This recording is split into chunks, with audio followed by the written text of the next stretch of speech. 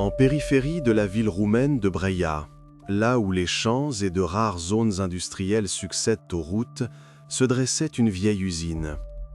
Pendant des décennies, elle était restée à l'abandon, se transformant d'un site industriel en un lieu où n'entraient que des adolescents, des sans-abri et des pillards de métaux occasionnels. De loin, ce n'était qu'un bâtiment gris et quelconque, aux fenêtres brisées et aux toits effondrés. Mais de près, il produisait une étrange impression, comme si le temps s'était arrêté entre ces murs et que l'air était imprégné de quelque chose de lourd et de figé. Personne ne prêtait attention à l'usine jusqu'à ce qu'au début du mois de mars 2018, un appel parvienne au poste de police local tôt le matin. La voix de l'homme était tendue. Il affirmait avoir vu une lueur bouger à l'intérieur, comme si quelqu'un avait allumé un feu.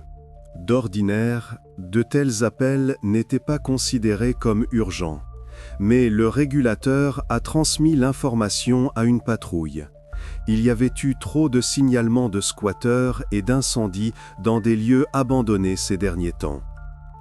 Lorsque la voiture de police est arrivée près du bâtiment, il faisait encore nuit. Le brouillard rampait sur le sol, étouffant les bruits, et la lumière des phares arrachait à la brume grise un portail rouillé, partiellement ouvert.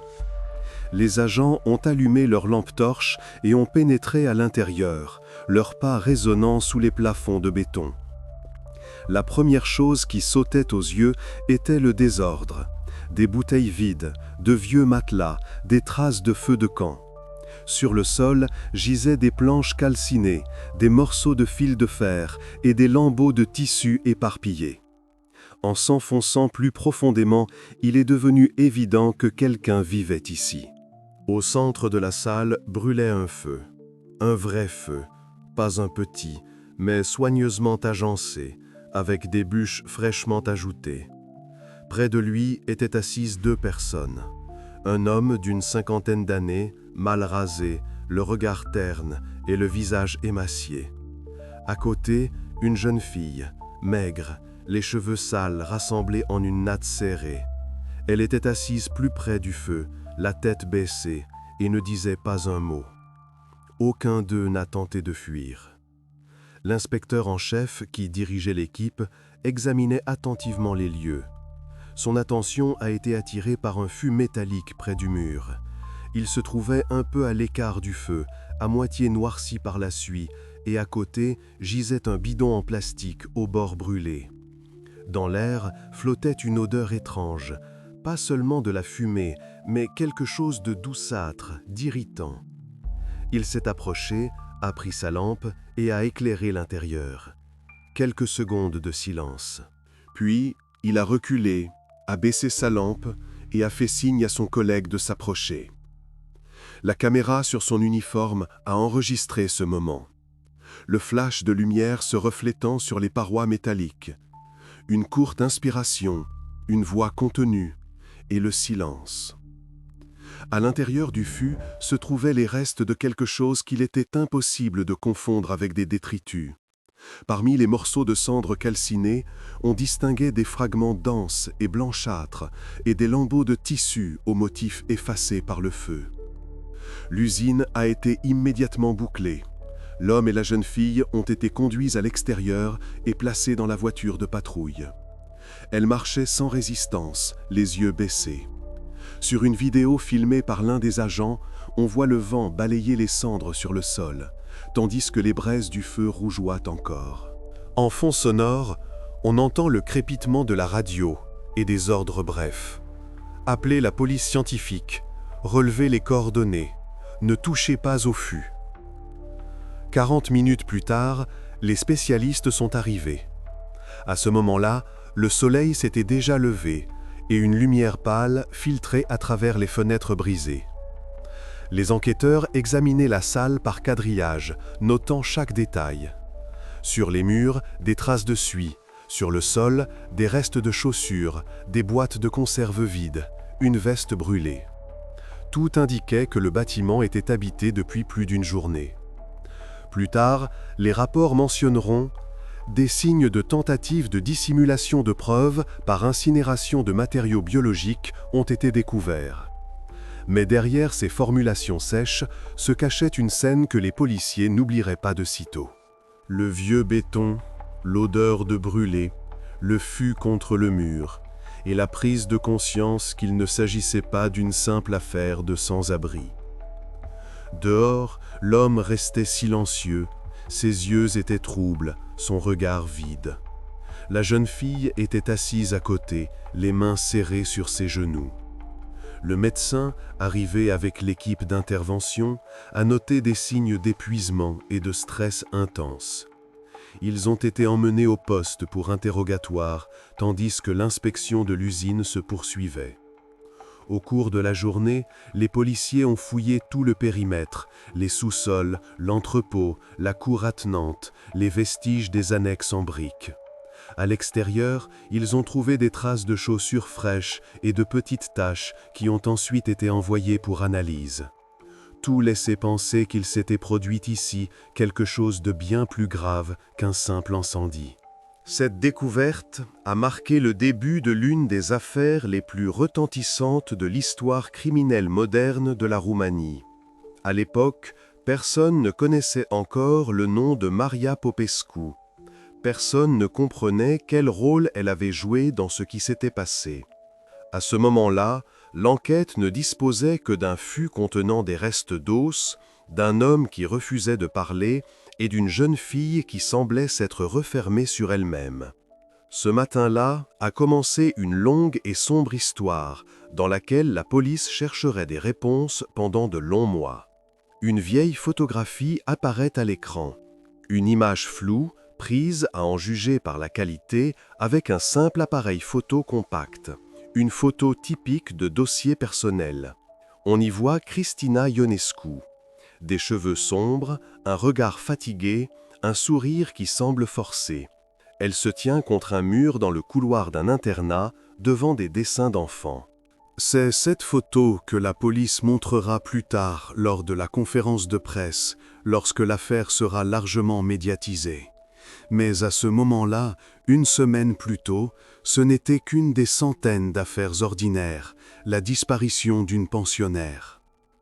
Cristina vivait dans un établissement public à Bakou, une petite ville où tout le monde sait ce que signifie le manque de place, les dortoirs froids et les éducateurs épuisés. Elle s'y trouvait depuis 3 ans, officiellement sous la tutelle de l'État, en réalité livrée à elle-même. Elle avait des parents, mais quelques années plus tôt, un tribunal avait limité leurs droits. La mère abusait de l'alcool, le père avait disparu, ne laissant qu'une adresse dans un vieux dossier de dette. Néanmoins, selon le personnel, la mère appelait parfois, promettait de venir chercher sa fille, demandait d'attendre encore un peu. D'après les souvenirs des employés, Cristina était calme, du genre à ne pas se faire remarquer. Mais elle avait l'habitude de partir, de disparaître un jour ou deux, d'errer en ville, puis de revenir. De tels épisodes s'étaient produits plus d'une fois, et le personnel savait déjà comment réagir. On la retrouvait généralement à la gare, près des magasins, parfois chez de vieilles connaissances de la famille. Elle n'entrait pas en conflit, ne fuyait pas la police. Elle se taisait simplement et attendait que tout revienne à la normale. Le soir de sa dernière fugue, l'éducatrice de service se souvenait que tout était calme. Le dîner, la télévision, l'appel. Cristina était assise près de la fenêtre, écrivant quelque chose dans un petit carnet. Quand l'heure du coucher est arrivée, elle n'était plus là. La fenêtre de sa chambre était entr'ouverte, et sur le rebord, une trace de poussière laissée par une chaussure. Personne n'y accordait une importance particulière. Ils ont pensé qu'elle était de nouveau partie se promener et que tout s'éclaircirait le matin, comme d'habitude. Le matin est passé, puis la journée. Elle n'était pas là. Le personnel a d'abord appelé les connaissances, puis a contacté la mère. Son téléphone était éteint. Ce n'est qu'au bout de 2 jours qu'une déclaration officielle a été faite. C'est la procédure standard. Lorsqu'une personne enregistrée dans un établissement ne revient pas dans les 48 heures, les recherches commencent. La première ligne est apparue dans le dossier. Disparition. Départ volontaire probable du lieu de résidence. La police de Baco a lancé une vérification de routine. Ils ont interrogé les voisins, les chauffeurs de minibus, les vendeurs près de l'école. En ville, tout le monde était habitué à ce genre d'histoire. Chaque année, un des pensionnaires des internats disparaissait. La plupart revenaient. Parfois au bout d'une semaine, parfois d'un mois, presque toujours vivants. Mais cette fois, c'était différent. Chaque jour qui passait, les chances s'amenuisaient. Les caméras de surveillance du centre-ville ont filmé Christina le soir, alors qu'elle traversait la rue près du vieux marché. Après cela, plus aucune trace, ni dans les bus, ni à la gare, ni dans les hôpitaux. On aurait dit qu'après cette image, elle avait tout simplement cessé d'exister. Les volontaires se sont joints aux recherches au bout de 3 jours. La ville était petite, l'information a donc été rapidement diffusée sur les réseaux sociaux. Sa photo est apparue sur des affiches aux arrêts de bus, dans les vitrines des pharmacies et même dans les journaux locaux. Les équipes de recherche ont inspecté les bâtiments abandonnés et les zones environnantes, mais toutes les pistes s'arrêtaient à la périphérie de la ville. Une semaine plus tard, le dossier de la disparition de Christina est arrivé entre les mains d'un enquêteur principal du département des affaires intérieures. À ce moment-là, il était déjà marqué comme « risque possible de conséquences graves ».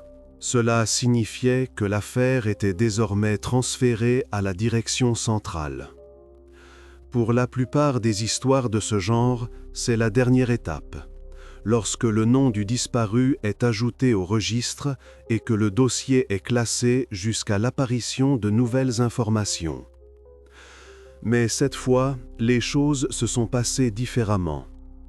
Quelques jours plus tard, dans une autre ville, dans un bâtiment abandonné en périphérie de Brăila, la police a trouvé le fût et des vêtements dont la description correspondait à ce que portait Christina le jour de sa disparition. À partir de ce moment, l'histoire a cessé d'être une simple affaire de fugue. C'est devenu une enquête où chaque détail, de la vieille photo au morceau de tissu, avait son importance. Sur la carte de Baco, de fines lignes rouges marquaient les zones de recherche.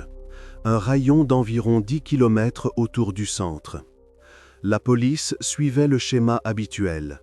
La gare, le marché, les banlieues, les zones industrielles. Dans de telles affaires, tout commence toujours de la même manière. Interrogatoire, tournée des lieux, recueil de témoignages. Les enquêteurs agissaient avec sang-froid, sans précipitation excessive, car les premiers jours, tout semblait typique. Personne ne s'attendait à ce que, cette fois, les choses ne se terminent pas selon le scénario habituel. À l'orphelinat où vivait Christina, la police a interrogé le personnel et plusieurs pensionnaires. Les employés disaient tous la même chose. Christina était partie discrètement, sans se disputer avec personne. La veille de sa disparition, elle était à la bibliothèque, avait emprunté quelques magazines, et le soir, elle aidait en cuisine. Selon l'éducatrice, il n'y avait rien d'inhabituel dans son comportement. Un garçon a dit avoir vu Christina parler avec un homme près de la clôture. Il n'a pas pu le décrire avec précision, grand, avec une veste sombre et une barbe. À l'époque, on n'a pas accordé d'importance à ce témoignage. Il y a toujours des dizaines de descriptions de ce genre dans de telles affaires. Les enquêteurs ont vérifié l'itinéraire qu'elle aurait pu emprunter. Les caméras près du marché l'ont filmée à 19h42. Elle marchait seule sur le trottoir, un sac en plastique à la main. 3 minutes plus tard, une image au carrefour, et c'est tout. Après, le vide. Pas un seul enregistrement, pas un seul témoin, pas de données téléphoniques non plus. Elle n'avait pas de téléphone portable. Les équipes de recherche ont commencé à ratisser la zone. Le premier jour, policiers et volontaires ont participé, rejoints plus tard par des équipes cynophiles. Les chiens prenaient la piste, mais la perdaient en périphérie. Au soir du 4e jour, la panique a commencé à s'installer. La ville est petite, chaque rue est visible, mais il n'y avait aucun résultat. Sur les réseaux sociaux, des gens écrivaient avoir vu une fille ressemblante dans les quartiers voisins, mais aucun signalement n'a été confirmé. Une semaine plus tard, l'enquête a officiellement élargi la zone de recherche. Des policiers des comtés voisins étaient désormais impliqués. Ils ont vérifié les maisons vides, les hangars abandonnés, les vieux entrepôts. Chaque découverte, une trace de chaussure, un morceau de tissu, un feu de camp, était vérifiée et enregistrée, sans aucun résultat. À ce moment-là, l'enquête suivait déjà deux pistes. La première hypothèse était la fugue, la seconde, l'implication d'un tiers. Les soupçons ne manquaient pas. Non loin de l'orphelinat vivaient plusieurs individus ayant un casier judiciaire, dont un homme nommé Georg P., récemment sorti de prison. Il a été interrogé, son alibi a été vérifié, formellement tout concordait. Au moment de la disparition, il se trouvait dans un autre quartier de la ville. En parallèle de la police, les volontaires travaillaient. Ce sont eux qui ont finalement trouvé ce qui a fait basculer l'affaire. L'un des membres du groupe, un homme nommé Adrian, a remarqué tard le soir une colonne de fumée au-dessus de la vieille zone industrielle en périphérie de Brøyla. C'était à 20 km de la ville, là où les recherches officielles n'étaient pas encore arrivées. Il a décidé de s'approcher. Il pensait que ce pouvait être un simple feu de camp de sans-abri, mais il l'a tout de même signalé au poste local. La patrouille est arrivée 20 minutes plus tard. Lorsque les agents sont entrés dans le bâtiment de l'usine, leurs caméras ont tout enregistré. Les portes rouillées, le feu qui couvait et ce fameux fût métallique. C'est ce signalement du volontaire qui a été le tournant. À partir de ce moment, la recherche de Cristina Ionescu a cessé d'être une opération de recherche. C'était désormais une affaire de crime potentiel. Et quelques heures plus tard, tous les fils ont commencé à converger vers un seul point, autour de Maria Popescu et de l'homme trouvé près du feu. Lorsque les experts de la police scientifique sont arrivés sur le site de l'usine, le bâtiment était déjà bouclé. Les policiers avaient installé un ruban de sécurité et seuls deux experts et l'enquêteur supervisant l'inspection se trouvaient à l'intérieur. À l'intérieur flottait une odeur tenace de suie et quelque chose d'acide. L'air était lourd et la lumière des lampes torches arrachait à l'obscurité des morceaux de métal et des traces noires sur le sol. Le travail a commencé par la documentation de chaque détail. Le fût, le feu, les objets calcinés, tout était documenté, photographié, numéroté. Dans un coin, ils ont trouvé une vieille tasse en fer, au fond de laquelle subsistait une trace de dépôt brunâtre. Un peu plus loin, un bidon en plastique avec des restes d'un liquide ressemblant à du carburant. Sur le sol, un lambeau de tissu avec un motif vif. Il a été immédiatement placé dans un sachet pour être envoyé au laboratoire. Pendant que les experts mesuraient les paramètres et prenaient la température des cendres, l'enquêteur examinait attentivement les murs. Sur les briques, on voyait des traces de suie, comme si quelqu'un avait essayé de boucher un trou pour que la fumée ne s'échappe pas. À côté, gisait une grille métallique, retirée d'un vieux four. Tout indiquait que le feu avait été entretenu longtemps et de manière intentionnelle. Quand les experts sont arrivés au contenu du fût, le travail a ralenti. Ils ont d'abord utilisé des pinces, puis ont commencé à extraire délicatement des fragments individuels. Certains étaient si endommagés qu'il était impossible d'en déterminer la forme sur le champ. Tout était placé dans des conteneurs numérotés séparés. Au fond, ils ont trouvé des restes de tissu et 2 anneaux métalliques de ceinture. Les experts ont noté que la carbonisation était inégale, ce qui signifiait que la chaleur avait été partielle. Peut-être que le feu s'était éteint de lui-même. Pendant plusieurs heures, l'usine a été entièrement fouillée. Au sous-sol, ils ont trouvé des traces de présence humaine. Un matelas, de vieux vêtements, des débris de vaisselle. Près de la sortie, 2 empreintes de chaussures, une masculine, l'autre nettement plus petite. Elles ont été relevées et des moulages ont été faits. Le soir, les preuves recueillies étaient déjà au laboratoire. L'analyse a commencé sans délai. Les premiers résultats ont montré que les os étaient bien humains. Des examens plus approfondis ont permis de déterminer l'âge, environ 8 à 10 ans. Sur certains fragments, des traces de coupures nettes, faites par un objet tranchant, étaient visibles. Cela indiquait que les blessures étaient antérieures à l'exposition à la haute température. Le fragment de tissu trouvé près du fût s'est avéré crucial. Sa couleur et son motif correspondaient aux vêtements que portait Christina sur le dernier enregistrement de la caméra de surveillance. Pour confirmation, une analyse ADN a été ordonnée. 3 jours plus tard, les résultats sont parvenus au poste. La correspondance était totale. Cette nouvelle a tout changé. La disparition de Christina a été officiellement requalifiée. Ce n'était plus une simple affaire de disparition, mais une enquête pour meurtre avéré. Pour l'enquête, c'était le moment où le puzzle commençait à s'assembler. L'homme trouvé sur les lieux est devenu le principal suspect. La jeune fille à ses côtés, un témoin potentiel ou une complice. La police comprenait que la clé de l'énigme de ce qui s'était passé à l'usine était désormais entre les mains de ces 2 personnes. Le soir, les rapports d'expertise étaient sur le bureau de l'enquêteur. Une nouvelle note est apparue dans le dossier. Soupçon de destruction intentionnelle de preuves dans le but de dissimuler un crime. C'est à partir de ce moment que les premiers interrogatoires ont commencé, dans le but d'expliquer ce qui s'était réellement passé cette nuit-là. Sur la photo d'archive, l'homme regarde droit dans l'objectif. Le visage fatigué, creusé, les yeux ternes, comme délavés. C'est une photo d'identité judiciaire standard d'un ancien dossier, fond neutre, lumière crue, ombre sous le menton.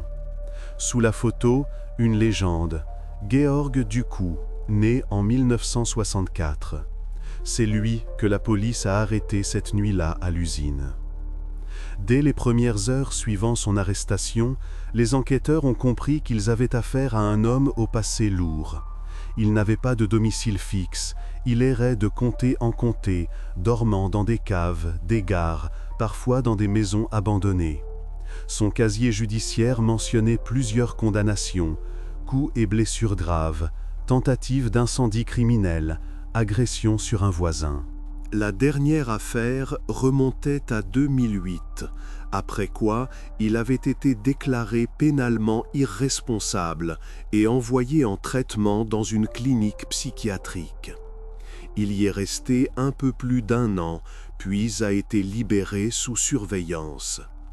Les voisins qui se souvenaient de lui à ses anciennes adresses disaient que Gerge parlait souvent tout seul, pouvait ne rien manger pendant des jours, puis disparaissait soudainement. Parfois, il racontait qu'il entendait des voix qui lui donnaient des ordres. Après sa sortie de la clinique, il a perdu ses papiers et depuis lors, il n'était officiellement enregistré nulle part. Ces dernières années, il survivait de petits boulots et de la collecte de métaux.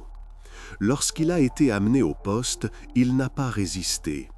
Pendant l'interrogatoire, il s'est montré calme, voire apathique.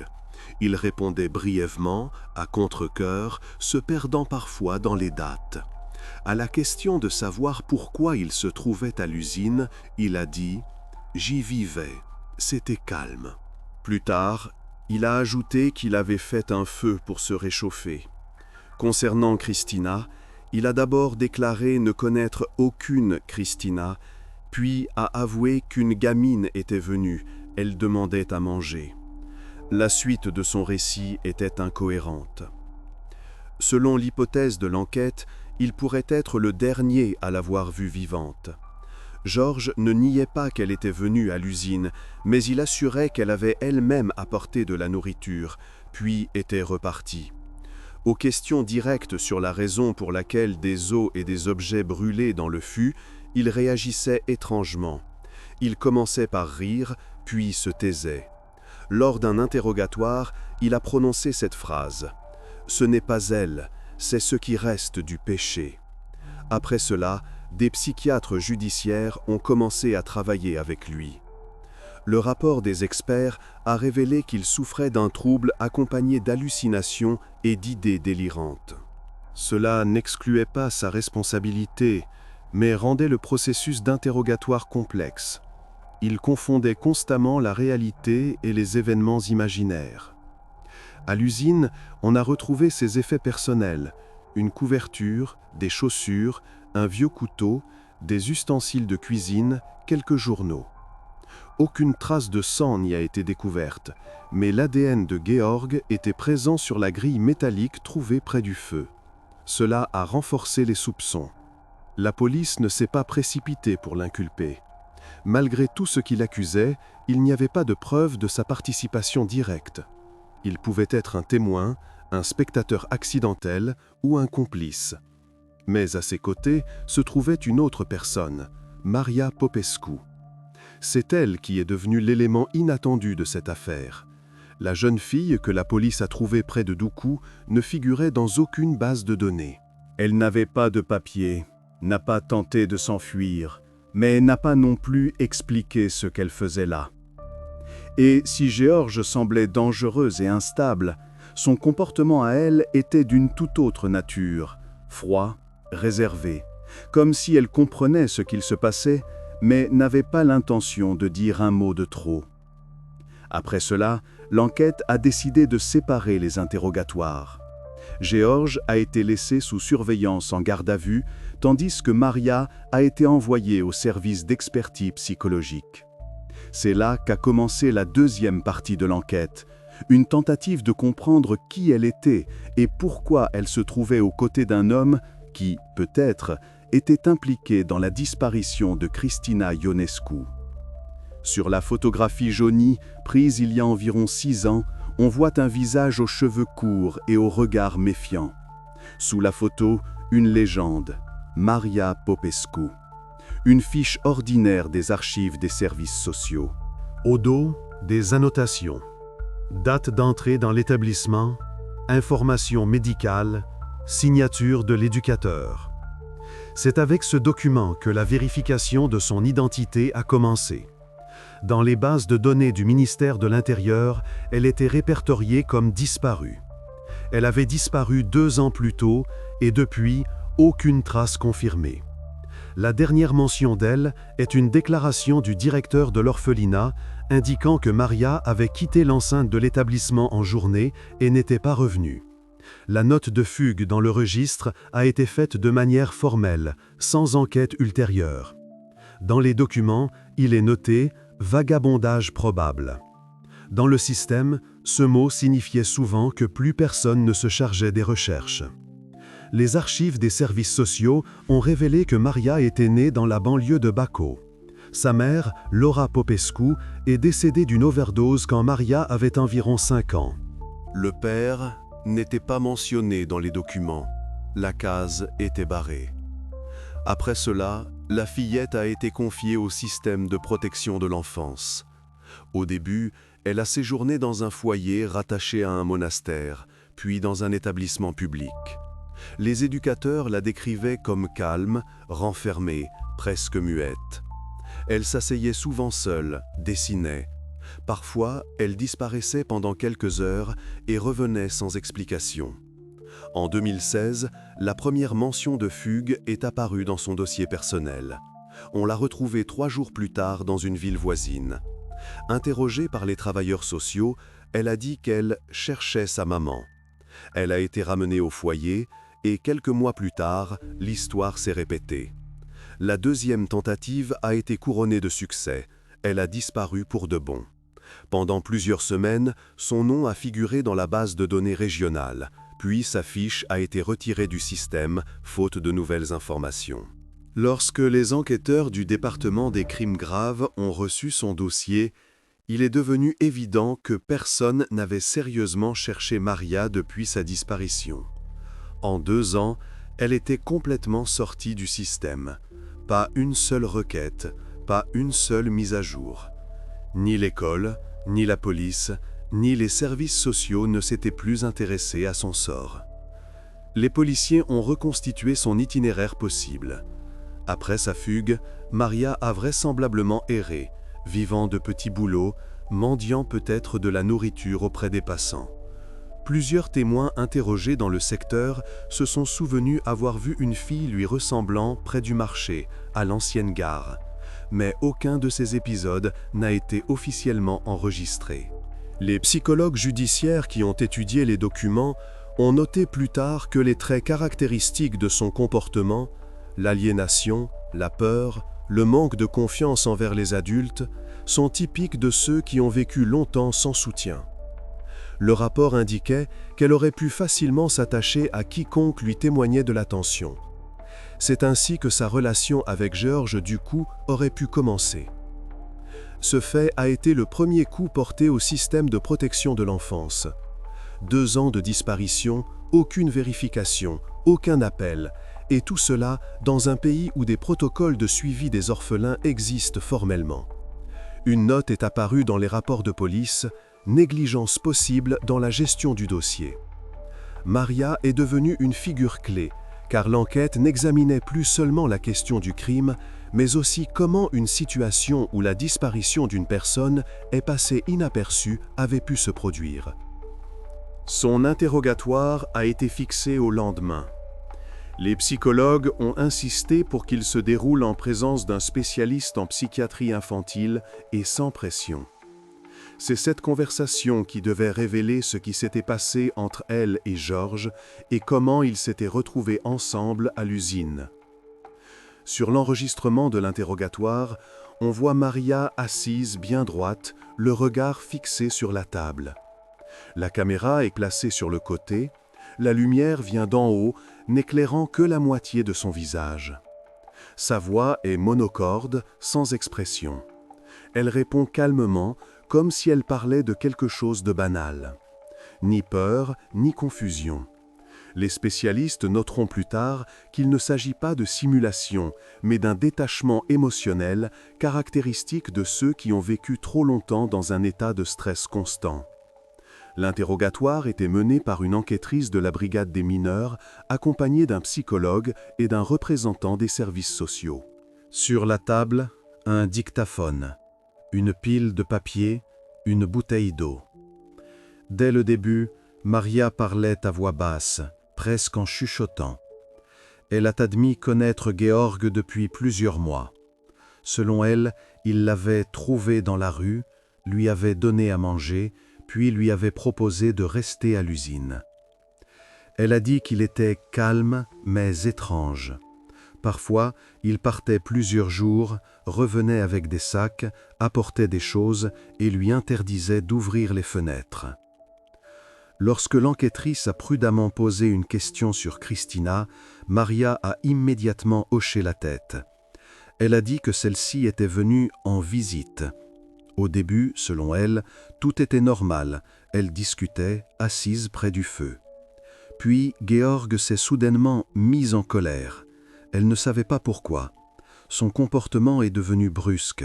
Il a commencé à crier.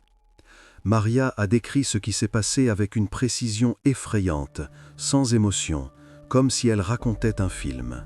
À un moment, elle a prononcé cette phrase. Il l'a prise à la gorge et elle est tombée. Un silence a suivi. L'enquêtrice a tenté de savoir si Maria avait compris ce qui s'était passé. La jeune fille a regardé vers la caméra et a dit « Il a dit qu'elle dormait. Puis, il a dit qu'il fallait aider. » Après cela, son discours est devenu de plus en plus fragmenté, confus. Elle décrivait des actions sans en saisir le sens. Au cours de son récit, elle a répété plusieurs fois « Il a dit que c'est ce que font les chasseurs. Il fallait manger, sinon on allait mourir. » Le psychologue présent à l'interrogatoire a noté plus tard qu'il n'y avait dans son intonation ni peur ni regret, seulement une soumission habituelle. L'enregistrement a duré près de 2 heures. Pendant tout ce temps, Maria n'a pas demandé d'eau, n'a pas tenté de s'expliquer ou de se justifier. Sur son visage, l'indifférence. Ce n'est qu'à la fin, lorsque l'enquêtrice lui a demandé si elle savait ce qu'elle faisait, que Maria a répondu « Il a dit que si je partais, il me trouverait ». À la question « Qui ?», elle n'a pas répondu. Après l'interrogatoire, le procès-verbal a été envoyé pour expertise psychologique et psychiatrique. Les spécialistes sont parvenus à la conclusion que la jeune fille était sous le contrôle total de l'adulte. Son comportement ne correspondait pas à une participation consciente. Elle agissait sur ordre, incapable de distinguer la menace de la bienveillance. Plus tard, le rapport mentionnera « état de dépendance émotionnelle formé à la suite d'un isolement prolongé et d'une soumission ». Pour l'enquête, cet interrogatoire a été un tournant. L'affaire n'était plus simplement l'histoire d'un crime. Elle se transformait en un tableau de soumission psychologique et de survie. Des psychologues de Bucarest se sont joints à l'enquête pour évaluer l'ampleur de ce qui s'était passé à l'usine. Ils ont émis l'hypothèse que Gheorghe aurait pu utiliser des méthodes de domination proches des pratiques sectaires, privation de sommeil, isolement, contrôle de la nourriture. Maria aurait pu le percevoir non pas comme une menace, mais comme le seul qui lui ait donné un foyer. Après l'interrogatoire, Maria a été transférée dans un centre spécialisé.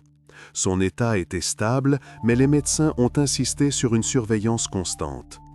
Gheorghe Dicu était toujours en état d'arrestation, mais malgré les aveux de Maria, les preuves directes contre lui restaient rares.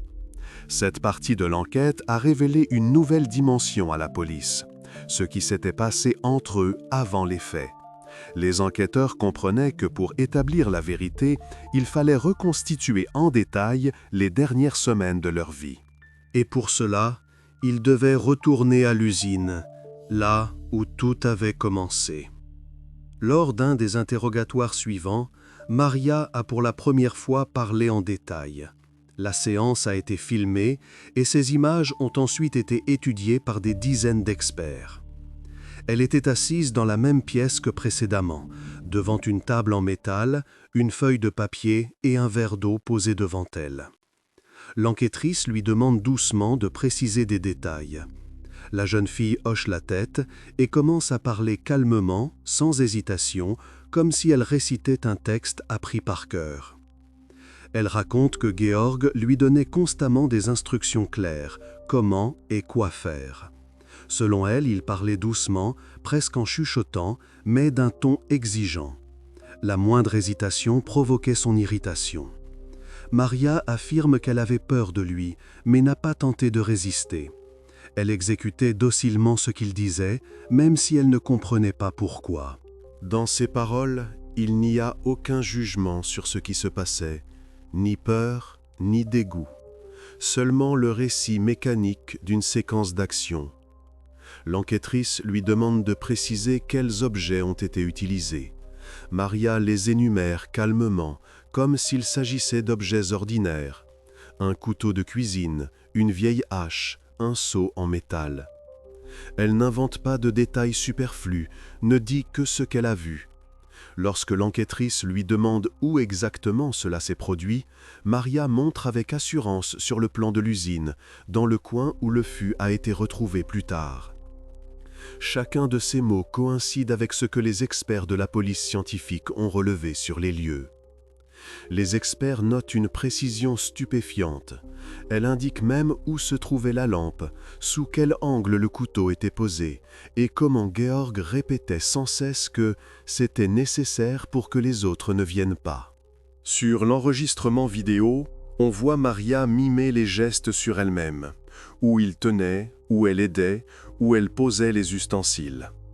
Son récit correspond en détail aux conclusions du médecin légiste. L'emplacement des objets, les traces sur les os, la nature des incisions. Pour l'enquête, c'est devenu une confirmation directe. Elle n'aurait pas pu connaître de tels détails si elle n'avait pas été présente. Les psychologues qui ont analysé l'enregistrement ont conclu que Maria était sous le contrôle total de Gheorghe. Il lui avait inculqué qu'ils vivaient selon leurs propres lois et que tout était fait pour leur salut. Cet état est appelé dépendance induite, lorsqu'une personne perd la capacité de distinguer le bien du mal, considérant toute action comme justifiée si l'autorité le dit.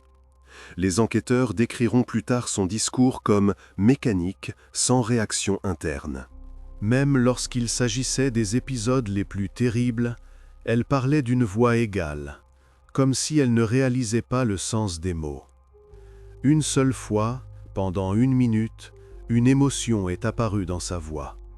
Quand on lui a demandé pourquoi elle ne s'était pas enfuie, elle a répondu à voix basse « Il a dit que si je partais, personne ne me laisserait revenir. » Après cette phrase, elle est restée silencieuse pendant plusieurs minutes.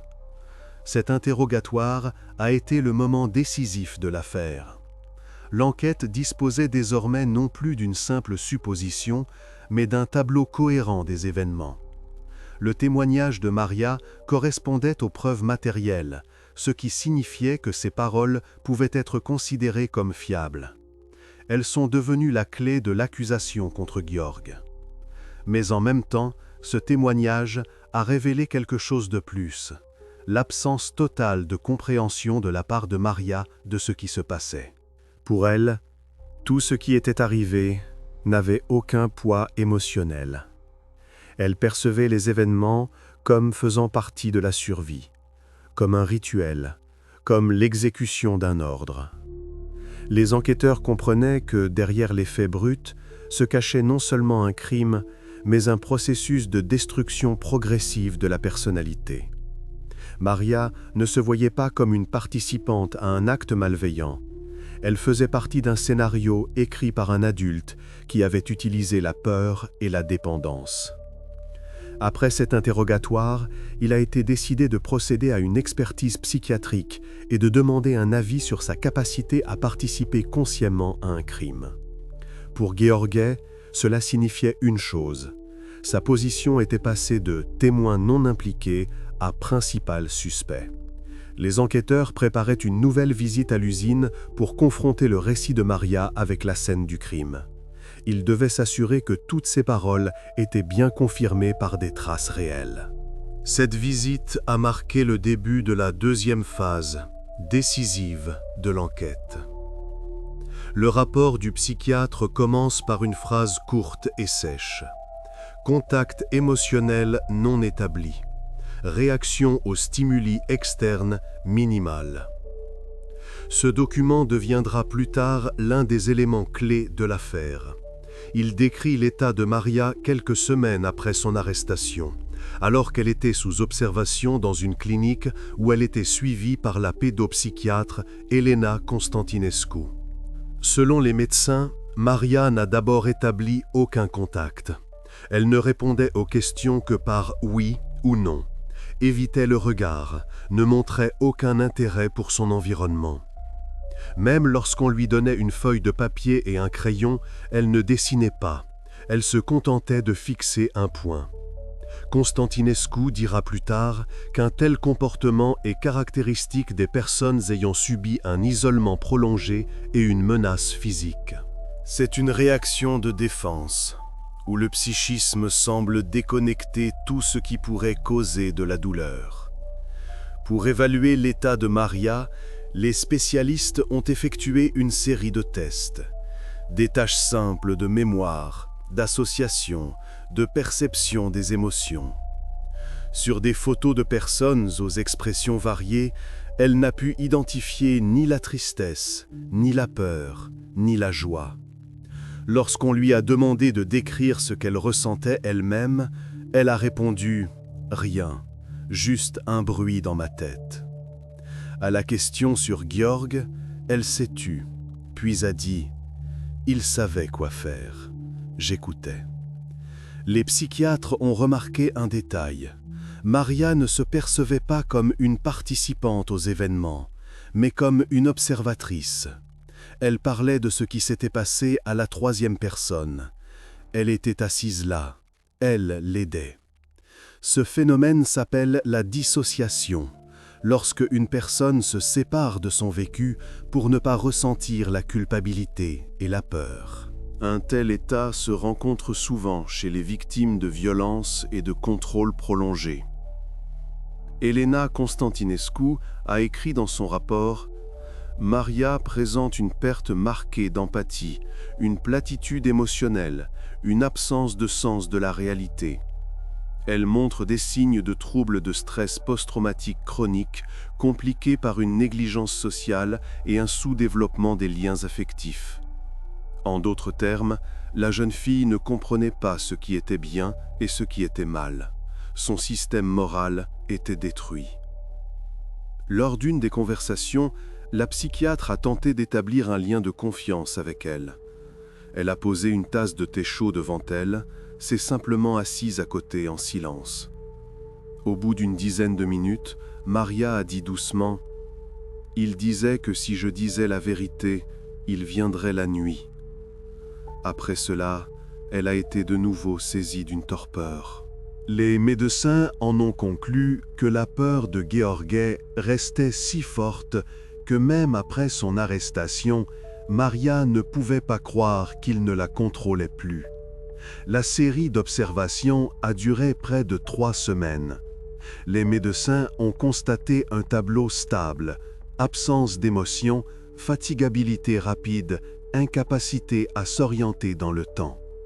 Maria ne se souvenait pas combien de jours s'étaient écoulés, ne savait pas où elle se trouvait et disait que tout ce qui l'entourait n'était pas réel. Ce phénomène est appelé déréalisation, lorsque une personne perçoit la réalité comme quelque chose de lointain, d'étranger. Les psychiatres ont convenu que Maria n'était pas en mesure de comprendre le caractère criminel de ses actes. Elle ne les percevait pas comme un choix. Toutes les décisions étaient prises par Gheorghe et elle ne faisait qu'exécuter. Plus encore, elle voyait en lui sa seule source de protection. Dans la partie finale de son rapport, Constantinescu l'a formulée ainsi. « Il ne s'agit pas de complicité, mais de soumission psychique totale. » Cette conclusion a marqué un tournant décisif dans l'affaire. Elle a non seulement modifié la qualification juridique de la participation de Maria, mais aussi l'orientation de l'enquête. Désormais, les enquêteurs devaient comprendre comment Gheorghe avait pu l'amener à un état où une personne perd complètement toute capacité de pensée autonome. Les psychiatres ont recommandé d'isoler Maria de tout contact extérieur, afin d'exclure toute nouvelle influence. Pendant ce temps, les enquêteurs ont commencé à se pencher sur le passé de Gheorghe, ses affaires antérieures, ses séjours en clinique psychiatrique et ses liens possibles avec d'autres personnes sans domicile fixe. Ils devaient comprendre s'il avait agi seul ou si une structure plus profonde et organisée se cachait derrière tout cela. L'expertise n'a apporté de réponse qu'à une seule question, l'état de Maria. Mais elle en a simultanément soulevé des dizaines d'autres. L'enquête entrait dans une phase où les frontières entre troubles psychiques, dépendance et intentions criminelles devenaient de plus en plus floues. Et maintenant, l'enquête devait déterminer qui était réellement Gheorghe Ducou. Après les conclusions des experts, les enquêteurs se sont concentrés sur une autre question. Gheorghe avait-il vraiment agi seul ? Dès le début, de nombreux détails semblaient trop complexes pour un seul homme vivant dans la rue. Il n'avait ni revenu stable, ni logement, mais possédait un mode opératoire clairement établi, une grande discrétion et une habileté à éviter l'attention de la police. Sur l'une des cartes opérationnelles où étaient répertoriés des épisodes de disparitions similaires dans la région, des coïncidences ont commencé à apparaître. Plusieurs points se situaient le long de la route menant à Bacău. Ces affaires remontaient au passé. Certaines dataient de 10 ans. Elles avaient toutes un point commun, la disparition de personnes sans domicile fixe ou de personnes que personne ne recherchait. Les enquêteurs ont alors commencé à émettre une hypothèse. Peut-être que Gheorghe n'était pas un loup solitaire, mais faisait partie d'un groupe informel, une sorte de communauté de marginaux, qui existaient en marge de la société.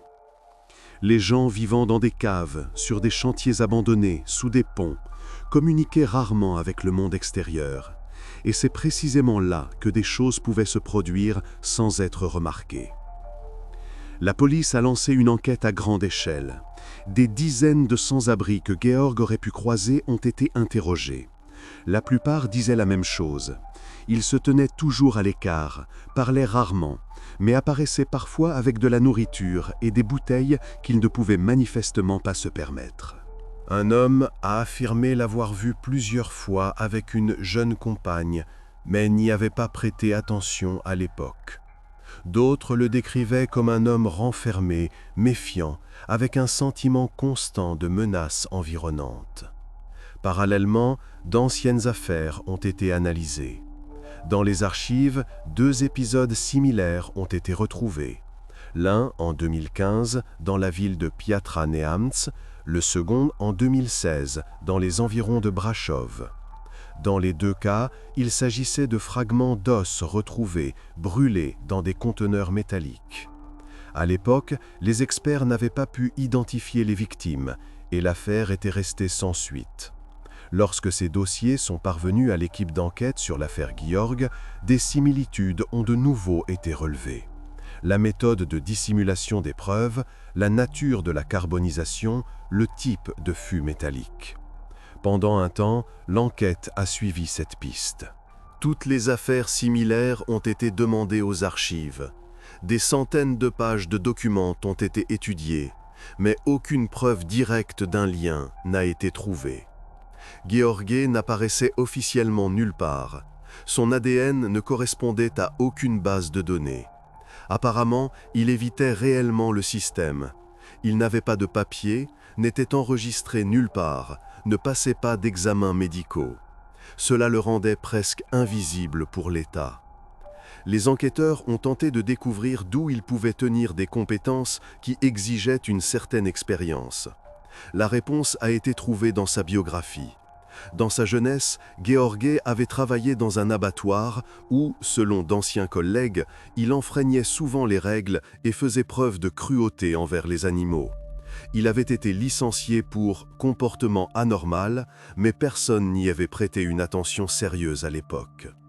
Après son licenciement, il avait été interné plusieurs fois en clinique psychiatrique, mais en était sorti à chaque fois sur sa demande, car il n'était pas considéré comme dangereux. Lorsque les enquêteurs ont reconstitué la chaîne des événements, il est devenu évident que George ne faisait pas partie d'un groupe. Il agissait seul, mais possédait certaines compétences qui lui permettaient de faire ce qu'il faisait, avec sang-froid et méthode. Maria n'était devenue qu'une extension de son monde clos, un instrument à travers lequel il réalisait ses propres peurs et obsessions. La vérification de tous les autres liens possibles a pris près de 2 mois. Les policiers ont parcouru les villes environnantes, ont parlé avec des travailleurs sociaux, des médecins, d'anciens détenus qui auraient pu connaître George. Personne n'a indiqué sa participation à un groupe organisé.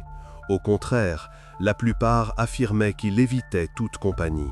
Il vivait comme dans son propre monde, ne communiquant qu'avec ceux qu'il considérait comme des élus. Lorsque la formulation finale est apparue dans le rapport, a agi seul, mobile non établi, déviation psychopathologique probable, il est devenu clair que l'enquête revenait à son point de départ. Gheorghe Ducu, un solitaire, un homme perdu pour la société, qui avait réussi à soumettre une autre personne. Mais après cette conclusion, une autre question s'est posée à l'enquête. Comment une telle chose avait-elle pu être possible ? Pourquoi personne n'avait remarqué la disparition de Maria, sa fugue de l'orphelinat, sa vie dans la rue ? Cela dépassait désormais le cadre de l'affaire spécifique. Cela concernait tout le système qui, sur le papier, aurait dû protéger des personnes comme elle. La police a abandonné la piste des complices. L'enquête passait maintenant à un autre niveau, la recherche de ceux qui, sans avoir commis le crime, l'avait indirectement rendu possible. Les enquêteurs ont commencé à exhumer les archives des services sociaux et les rapports des commissions de tutelle pour comprendre où exactement s'était produite la faille qui avait permis à Gheorghe Ducu de trouver et de soumettre Maria Popescu. Lorsque les journalistes ont commencé à examiner les archives des services sociaux, la première chose qui a sauté aux yeux était le désordre et l'incohérence des documents. Des dossiers de rapport, des registres d'admission, des directives internes, tout était classé sans système. Certaines feuilles étaient manuscrites, avec des notes en marge, comme si quelqu'un s'était empressé de régler une formalité. Sur la couverture d'un des dossiers figurait un nom, Maria Popescu. C'est ainsi qu'a commencé la deuxième partie de l'enquête, non pas sur le criminel, mais sur le système qui avait permis tout le reste. Dans le dossier de Maria, la dernière inscription officielle datait de 2016. La formulation était brève. Départ non autorisé de l'établissement, lieu de séjour inconnu. Après cela, pas une seule ligne. Aucune mention de vérification, de requête ou de recherche. Ce n'est que 2 ans plus tard, après les événements de l'usine, qu'il est devenu clair que personne ne l'avait même cherché. En examinant la correspondance interne des employés de l'orphelinat, il est apparu que tout ce qui arrivait à Maria était consigné, mais jamais traité. Dans les rapports des éducateurs, il était noté « Maria est conflictuelle, indisciplinée, refuse de participer aux activités collectives ». Dans d'autres, « renfermée, n'entre pas en contact ». Sur une feuille, une note au stylo rouge. Sujette aux fugues, nécessite une surveillance accrue. Mais en pratique, il n'y avait aucune surveillance. Les témoignages d'anciens pensionnaires ont révélé que Maria était souvent victime de harcèlement. On se moquait de ses origines. On l'appelait « la fille sans nom de famille ». Personne n'intervenait. Les éducateurs considéraient cela comme faisant partie de l'adaptation au groupe. Plusieurs personnes se souvenaient qu'elle s'asseyait souvent dans la cave ou au grenier, se cachant des autres. Son absence pouvait passer inaperçue pendant plusieurs jours. Quand un des plus grands signalait son absence aux éducateurs, la réponse était toujours la même. Elle reviendra d'elle-même. 2 rapports sur son retour ont été conservés dans les archives. Le premier, 1 semaine après sa première fugue. Il y est indiqué « Retrouvée par des policiers au marché, ramenée à l'établissement, se montre agressive, refuse de coopérer. » Le second, quelques mois plus tard, ne contient que 3 lignes. Est revenue d'elle-même, demande à ne pas être laissée seule, renvoyée sur décision de l'administration. Aucune explication, aucune indication sur l'endroit où elle a été renvoyée. Juste une note sèche attestant de l'exécution de la directive. Cela a été un tournant pour l'enquête journalistique. Il s'est avéré que Maria avait tenté de revenir à 2 reprises. La première fois, vers les personnes qui auraient dû la protéger. La seconde, simplement pour trouver un endroit chaud. Mais les 2 fois, on lui a fait comprendre que pour le système, elle n'était pas une personne, mais un chiffre dans un rapport. Formellement, ils agissaient selon les règles. En réalité, ils se débarrassaient simplement d'un problème. Un ancien éducateur, aujourd'hui un homme mûr, a accepté de témoigner face à la caméra. À l'époque, personne ne gardait les enfants comme elle. S'ils partaient, c'était de leur faute. S'ils revenaient, on les considérait quand même comme des vagabonds. On l'a vue plusieurs fois près du portail, mais le gardien ne la laissait pas entrer. Il disait que le directeur avait donné l'ordre de ne laisser personne sans papier. Plus tard, dans un vieux carnet, on a retrouvé une note d'un psychologue. Présente des signes d'anxiété sévère, de dépendance marquée envers les aînés. Un travail individuel est requis. Sous cette note, une signature, une date et rien de plus. Le travail n'a jamais été fait. Lorsque ces informations sont devenues publiques, une demande officielle du parquet a été adressée à l'établissement. La direction a d'abord nié toute négligence, affirmant que tout s'était déroulé dans le cadre des normes. Mais une vérification a révélé que le registre des présences n'était pas tenu et que les rapports de fugue étaient antidatés. De plus, dans certains cas, les signatures étaient celles de personnes qui ne travaillaient plus dans l'établissement. Peu à peu, l'image d'un système tout simplement défaillant s'est dessinée. Chaque rapport était une réponse purement formelle, chaque fugue une ligne sans conséquence. Lorsque Maria a disparu définitivement, elle a simplement été rayée de la base de données comme pensionnaire inactive. Ces documents sont devenus non seulement un acte d'accusation contre des fonctionnaires spécifiques, mais aussi le symbole de toute une machine étatique qui ne voit pas ceux qui sortent de sa structure.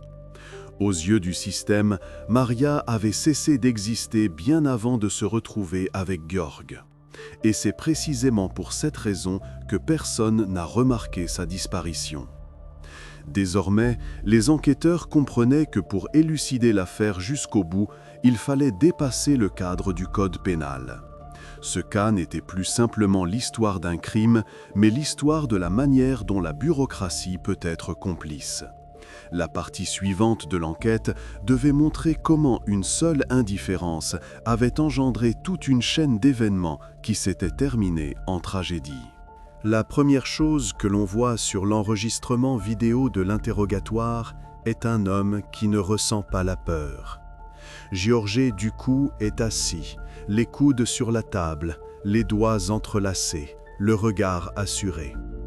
Il porte une vieille veste avec des traces de saleté sur la manche. Toute son apparence semble dire « il ne se considère pas coupable ». L'enquêteur commence calmement, l'interrogeant sur les circonstances, sa rencontre avec Maria, ce qui s'est passé à l'usine. Mais Georges adopte immédiatement une position d'attaque. Il dit que tout cela est un mensonge, qu'il a rencontré Maria par hasard, qu'elle est venue à lui parce qu'elle n'avait nulle part où aller. Selon lui, il essayait de l'aider. Dans un extrait de l'interrogatoire, il répète « Elle était comme un animal sauvage, sans règles. Je l'ai nourrie, je lui ai donné un endroit où dormir. Je suis son père, vous comprenez ?» Son discours est confus, il devient parfois agressif, frappe la table, élève la voix. L'enquêteur ne discute pas. Il attend que Georg ait fini de parler, puis sort calmement une impression. Le procès-verbal de l'interrogatoire de Maria. Il en lit quelques phrases à voix haute. À ce moment, la caméra enregistre le changement brutal sur le visage de Georg. Il cesse de regarder droit devant lui, son regard se détourne. Il sait que ce sont des mots qui ne peuvent être expliqués par une coïncidence. Progressivement, l'interrogatoire devient un duel. L'enquêteur pose des questions brèves et précises.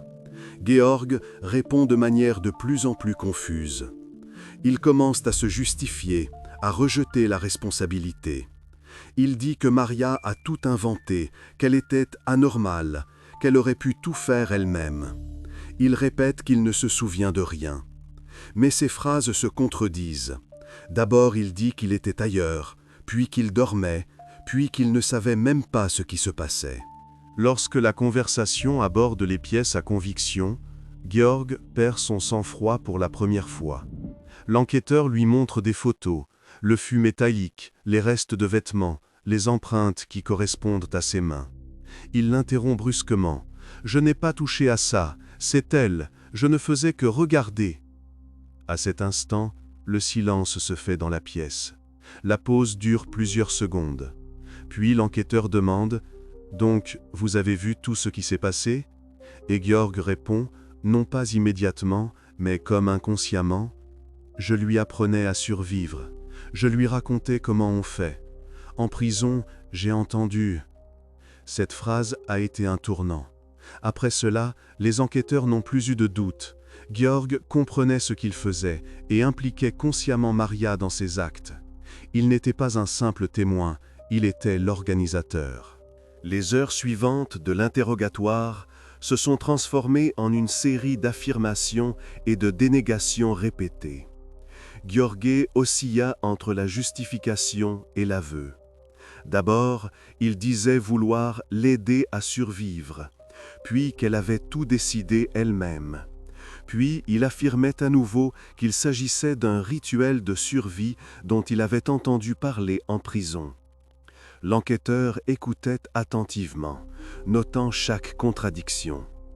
Les psychologues présents lors de l'interrogatoire ont noté plus tard que Gheorghe possédait ce qu'on appelle une pensée rationalisante. Il justifiait constamment ses actions par une logique qui n'existait que dans sa tête. Pour lui, les notions de bien et de mal n'existaient pas. Il ne raisonnait qu'en termes de « il faut » et « on peut ». Ses paroles sonnaient comme un mélange de souvenirs, de peur et de justification. Alors que l'interrogatoire durait depuis 3 heures, Gheorghe s'est soudainement tu. Quelques secondes de silence. Puis il a dit « Tout le monde pense que je suis fou, mais je sais simplement comment le monde fonctionne. Elle serait morte sans moi, et maintenant tout le monde fait de moi un monstre. » Ces mots furent les derniers du premier procès-verbal. Après cela, il a refusé de parler davantage, a demandé un avocat et s'est renfermé sur lui-même. Cependant, à ce stade, l'enquête disposait déjà de preuves suffisantes. Les empreintes digitales, les traces d'ADN, la correspondance des traces de chaussures trouvées à l'usine avec les siennes, et surtout le témoignage de Maria, corroboré par les résultats des expertises. Georges Ducou a été officiellement inculpé. Alors qu'on le sortait de la pièce, il s'est tourné vers l'enquêteur et a dit à voix basse « Vous ne comprenez rien. Je lui ai donné un sens. Sans moi, elle n'est personne. » Ces paroles sont restées gravées dans la mémoire de tous ceux qui ont travaillé sur l'affaire. Elles sont devenues la clé pour comprendre l'ensemble du tableau. Non pas un simple crime, mais le mécanisme de dépendance qui maintenait Maria sous son emprise. Après l'interrogatoire, l'enquête est entrée dans une nouvelle phase.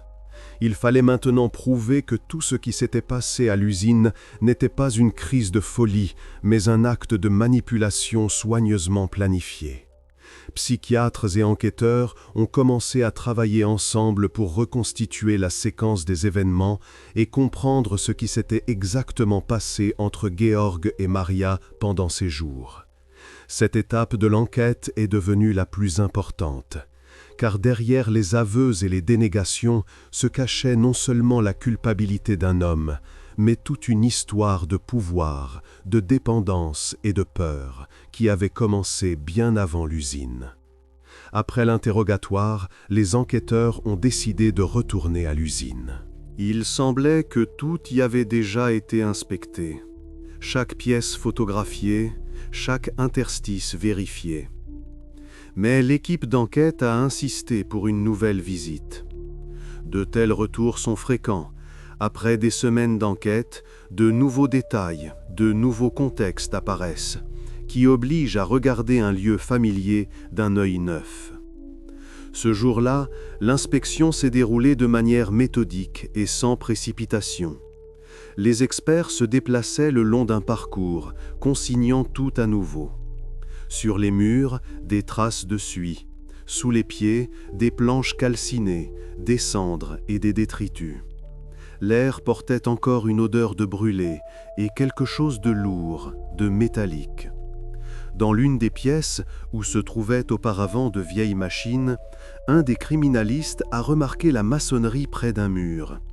Entre les briques, une zone d'ombre à peine perceptible était visible, comme si quelque chose y avait été inséré puis retiré.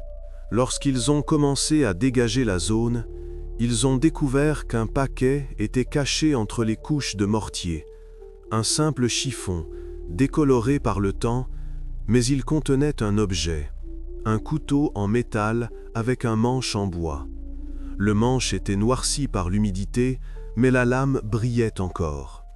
Sur les lieux de la découverte, tout a été consigné, photos, vidéos, mesures.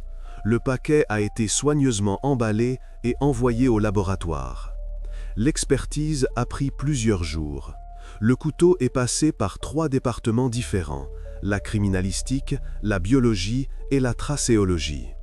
D'abord, les empreintes ont été vérifiées. Sur le manche, des traces de doigts partielles ont été isolées, et l'une d'elles correspondait aux empreintes de Gheorghe Ducu. C'était déjà une coïncidence sérieuse. Mais le plus important restait à venir. Lorsque les spécialistes ont effectué une analyse ADN sur les traces microscopiques présentes sur la lame, le résultat a été sans appel. Les traces biologiques appartenaient à Cristina Ionescu. Cela signifiait que c'était précisément avec ce couteau que la série de blessures constatées sur les os avait été infligée. Il ne restait plus aucun doute. C'était une preuve physique directe, ce qui manquait à l'enquête depuis tout ce temps. À ce moment, l'affaire a pris une nouvelle direction. Jusque-là, les enquêteurs disposaient de preuves indirectes. Le témoignage de Maria, les explications contradictoires de Gheorghe, les coïncidences concernant les objets jetés. Mais maintenant, ils tenaient entre leurs mains un objet qui liait directement le criminel au lieu et à la victime. Lorsque les résultats de l'expertise ont été présentés à Gheorghe, il est resté silencieux. Il a d'abord fait semblant de ne pas comprendre de quoi il s'agissait. Puis il a souri, comme s'il ne croyait pas à ce qui se passait. Il a tenté de dire que le couteau n'était pas le sien, qu'il avait été placé là, que les enquêteurs l'avaient trouvé exprès pour clore l'affaire. Mais les experts ont réfuté cela. Le couteau était trop profondément enfoncé dans la maçonnerie pour y avoir été placé après son arrestation. De plus, sur le tissu dans lequel il était enveloppé, des traces de suie de même origine que celles des murs de la pièce ont été conservées. Tout indiquait qu'il était là depuis le début. Pour l'enquête, ce fut un tournant. Il était désormais possible non seulement d'accuser Gheorghe sur la base de témoignages, mais aussi de présenter une pièce à conviction qui ne pouvait s'expliquer par le hasard. C'est à ce moment que le parquet a décidé de renvoyer l'affaire devant le tribunal. Les journalistes ont écrit plus tard que le couteau était devenu le symbole de toute cette histoire. Un objet simple qui s'est avéré être le point final d'une longue chaîne d'erreurs, de mensonges et de silences. Il ne prouvait pas seulement la culpabilité. Il montrait comment un crime, caché sous des couches de cendres et de briques, trouve toujours un moyen de refaire surface. Après la découverte de l'indice, les enquêteurs sont retournés analyser l'usine, vérifiant s'il n'y avait pas d'autres objets cachés. Mais ils n'ont rien trouvé de plus. Ce couteau est devenu le dernier maillon qui reliait tout. Gheorghe ne pouvait plus nier l'évidence. Tout ce qui lui restait était d'admettre les faits et de donner une explication. C'est ainsi qu'a commencé la phase finale de l'affaire, la préparation du procès. Désormais, l'attention se portait non seulement sur les crimes de Gheorghe, mais aussi sur les circonstances qui avaient rendu possible ce qui s'était passé.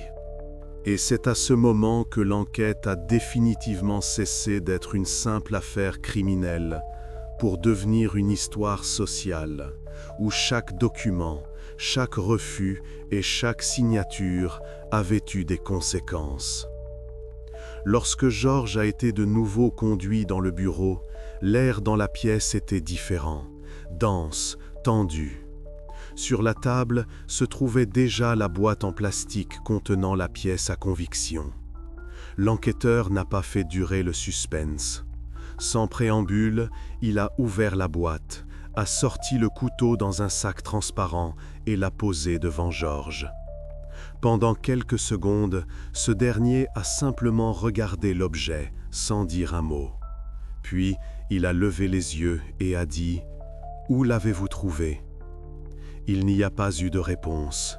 L'enquêteur a silencieusement poussé vers lui le dossier contenant les résultats de l'expertise. À l'intérieur se trouvaient les photos du couteau, les empreintes digitales et le rapport des criminalistes.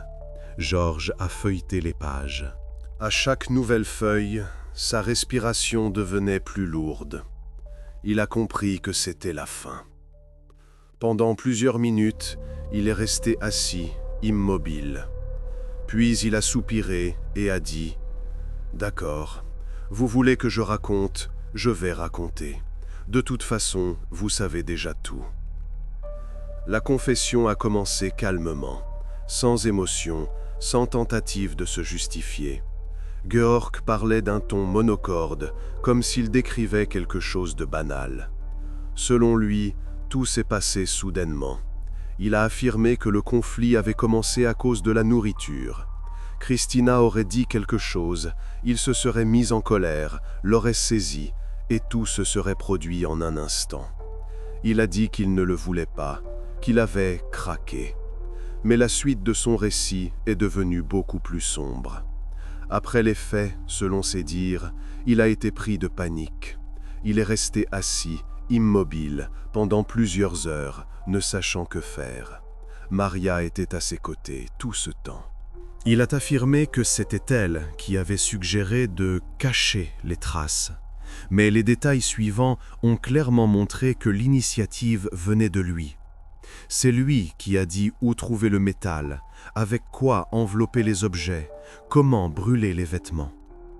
L'enquêteur a noté chaque mot. Georg a parlé longuement, s'interrompant parfois, revenant sur des détails que personne ne lui demandait.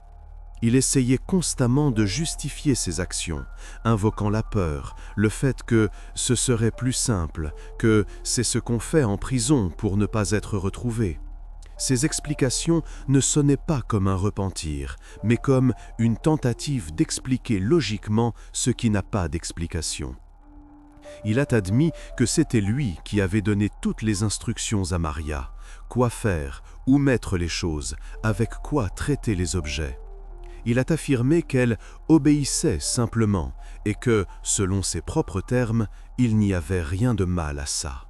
Les enquêteurs ont consigné cette phrase dans le procès-verbal. Plus tard, elle deviendra l'un des éléments clés de l'acte d'accusation. Le psychologue présent lors de l'interrogatoire a noté plus tard « Georg ne ressentait aucun remords. Pour lui, la confession n'était pas un acte de conscience, mais une fatalité. Il ne niait plus parce qu'il avait compris qu'il était impossible de s'en sortir. Le couteau, les empreintes, les coïncidences, le témoignage de Maria, tout s'était assemblé en un tableau cohérent. Lorsque l'interrogatoire a touché à sa fin, l'enquêteur l'a interrogé sur ses motivations. Pourquoi tout cela? Georg s'est tu. Une longue pause. Puis il a dit à voix basse « Je ne voulais pas. C'était juste la fin. C'est juste arrivé comme ça. » Ces paroles sonnaient comme une justification mécanique, mais personne dans la pièce n'y a cru. La confession a marqué le point final de l'enquête. Après cela, tous les témoignages ont été vérifiés, les résultats des expertises confirmés, et l'acte d'accusation a été préparé. L'affaire a été officiellement classée comme résolue. Le soir même, la police a tenu un point de presse. Le représentant du parquet a déclaré que l'enquête avait établi le tableau complet des événements et préparait les documents pour le procès. L'enregistrement vidéo de ce dernier interrogatoire est resté dans les archives. On y voit Georg, la tête baissée, devant lui une feuille de papier avec sa signature. Il ne discute plus, ne se justifie plus. Il répète simplement à voix basse « Je voulais juste que tout se termine ». Ainsi, l'enquête a clos la partie la plus sombre de l'affaire. Il ne restait plus que le procès. Le lieu où tout ce qui s'était passé à l'usine devait être dit à voix haute, officiellement, sous serment, en présence de témoins. Et la manière dont cela s'est déroulé est devenue une histoire à part entière, le dernier acte de cette enquête. Lorsque l'enquête a jugé la base de preuves suffisante, il a été décidé de procéder à une reconstitution. C'est toujours l'une des étapes les plus sombres de toute enquête. Formellement, il ne s'agit que d'un acte de procédure, mais en réalité, c'est une tentative de revivre ce qui n'aurait jamais dû se produire. Tôt le matin, un convoi de police s'est dirigé vers la vieille périphérie de Baco. L'usine où tout s'était passé était alors sous scellé, avec des fenêtres grillagées et une enseigne décrépite. L'air était humide, lourd, il sentait le brûlé et la poussière. Sur les lieux sont arrivés les enquêteurs, les criminalistes, le procureur et une équipe de tournage qui filmait tout. Gheorghe a été sorti de la voiture, menotté, accompagné de 2 officiers. Son visage restait impassible, comme s'il ne retournait pas sur les lieux d'un crime, mais dans une maison familière. D'abord, il est resté longtemps sur la dalle de béton devant le bâtiment. Sa veste était boutonnée jusqu'au cou, son regard baissé. L'enquêteur qui dirigeait la procédure a posé la première question, lui demandant de montrer par où tout avait commencé ce matin-là. Gheorghe a levé les yeux, s'est tourné lentement et s'est dirigé vers les portes. Ses pas résonnaient lourdement sous l'arche, chaque pause sonnant comme un aveu. Il parlait à voix basse, par bribes, mais avec assurance. Il a montré d'où Christina était entrée, comment ils avaient parlé, où ils se tenaient. Parfois, il s'arrêtait, comme s'il écoutait l'écho de ses propres souvenirs. Maria se trouvait non loin de là, sous la surveillance d'une travailleuse sociale. Sa participation était formelle, elle était présente en tant que témoin. Elle est restée tout le temps un peu à l'écart, sans regarder en direction de Gheorghe, et il semblait que ce qui se passait n'avait aucune importance pour elle. Elle ne réagissait pas aux mots, n'écoutait pas, ne montrait ni peur ni compassion. Elle observait simplement, comme s'il s'agissait d'une scène étrangère. Lorsque Gheorghe est arrivé au milieu de l'atelier, il s'est arrêté et a dit « C'est ici que tout s'est passé ». Sa voix a tremblé, mais pas de remords, plutôt de fatigue. Il a montré comment les dernières minutes s'étaient déroulées. Par gestes, il a indiqué la séquence des actions, a recréé la disposition des objets, a montré où se trouvait le fût, où les restes des affaires avaient été jetés. Tous ces mouvements étaient précis, assurés, sans hésitation. On aurait dit qu'il avait répété ce moment dans sa tête à l'avance, pas à pas. L'enquêteur a précisé plusieurs fois des détails. Il lui a demandé de montrer la distance, la direction, la séquence. Chaque épisode était filmé en gros plan. Sur le visage de Gheorghe, il n'y avait ni émotion ni résistance. À un moment, il s'est même assis sur une vieille caisse et, regardant le sol, a marmonné. C'est comme ça que ça s'est passé. Juste la fin. Après cela, les experts ont inspecté à nouveau les lieux. Ils ont trouvé quelques petits détails passés inaperçus auparavant. Un morceau de tissu, une trace séchée sur le sol, un crochet en métal avec lequel, selon Gheorghe, il maintenait le couvercle du fût. Ces découvertes ont confirmé plus tard les dires du suspect et ont renforcé la chronologie générale des événements. À la fin de la reconstitution, Maria a refusé de montrer quoi que ce soit. Elle a seulement dit à voix basse « Il a dit qu'il fallait aider. J'ai aidé. » Après cela, elle s'est renfermée, ne prononçant plus un mot. Quand tout fut terminé, l'équipe d'enquête a quitté l'usine. Le lieu a de nouveau été mis sous scellé, le procès-verbal signé par tous les participants. Sur l'enregistrement vidéo, on voit des moments où Gheorghe se tient près d'un mur, comme s'il écoutait le vide. Les psychologues ont noté plus tard « Ce jour-là, il ressemblait à un homme qui avait définitivement accepté sa sentence, même si la sentence n'avait pas encore été prononcée. » La reconstitution est devenue la touche finale qui a complété la reconstruction du crime. Après cela, les documents ont été transmis au parquet où la préparation du procès a commencé. Il ne restait plus que le tribunal, le seul endroit où la vérité devait être dite officiellement, sans émotion, mais définitivement. Le procès a débuté au début de l'automne, dans la salle du tribunal régional de Bako. Dès le matin, des journalistes, des membres du parquet, quelques représentants des services sociaux et des témoins s'y sont rassemblés.